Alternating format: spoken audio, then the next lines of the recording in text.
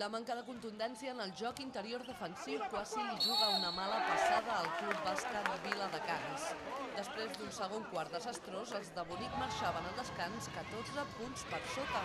El Collblanc, però, no ha pogut mantenir el ritme d'aquests nois que en només 5 minuts han sabut solventar la desfeta.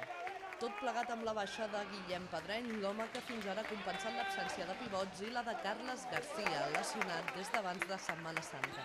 Crec que hem començat amb bon ritme i nosaltres crec que si hem pogut guanyar aquest partit és perquè físicament correm molt més que l'altre equip. No? Aleshores, què ha passat? Doncs que estàvem mancats també de pivots i a nivell defensiu hem patit molt i ells han anotat fàcil.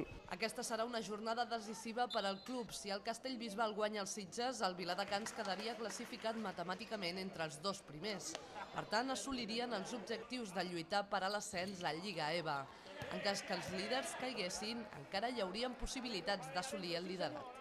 El que passa que a mi m'interessa que Sitges guanyi Castellbisbal. No? Aleshores, vull dir, aquí el que es tracta és ara d'apretar al màxim, d'arribar amb la màxima intensitat al final, a veure si tenim la sort que no se'n lesiona ningú més i arribar al partit de creuament amb les millors condicions físiques i mentals possibles. No? De cada segons el Viladecans tindria gairebé assegurat el creuament amb el Barberà, un equip molt ben preparat per a la Lliga EVA i que a més coneix molt bé els verds, ja que compta entre les seves files amb jugadors de la plantilla viladecanenca. De moment, la setmana vinent l'equip visitarà el Ramon Llull, un vell conegut de la Lliga EVA que no els hi posarà les coses fàcils.